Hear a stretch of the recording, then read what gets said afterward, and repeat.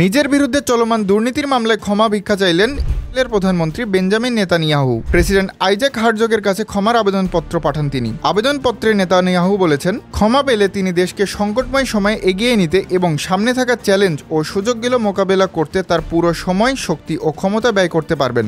তিনি বলেন, ক্ষমা জনগণের বিভিন্ন অংশের মধ্যে দূরত্ব কমাতে সাহায্য করবে এবং উত্তেজনার তীব্রতা হ্রাস করবে।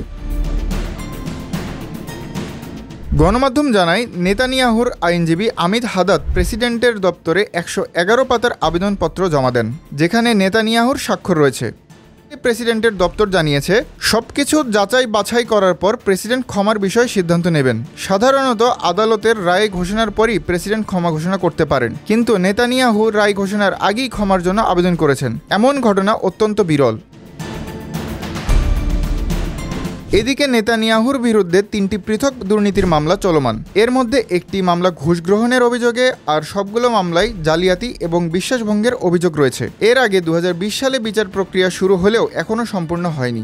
সম্প্রতি ক্ষমার আবেদনপত্রে নেতানিয়াহু বলেন, ক্ষমা পেলে তিনি দেশের জাতীয় শক্তি মজবুত করতে এবং সরকারি কার্যক্রমে মনোনিবেশ করতে পারবেন।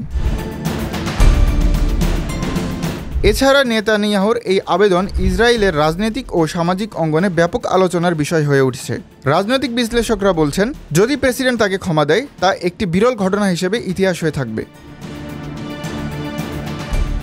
অন্যদিকে সাধারণ নাগরিক এবং বিরোধী দলের মধ্যে মিশ্র প্রতিক্রিয়া দেখা গেছে। কেউ এটিকে ন্যায় বিচারে বাধা হিসেবে দেখছেন, আবার কেউ দেশের স্থিতিশীলতা বজায় রাখার প্রয়াস হিসেবে মনে করছেন।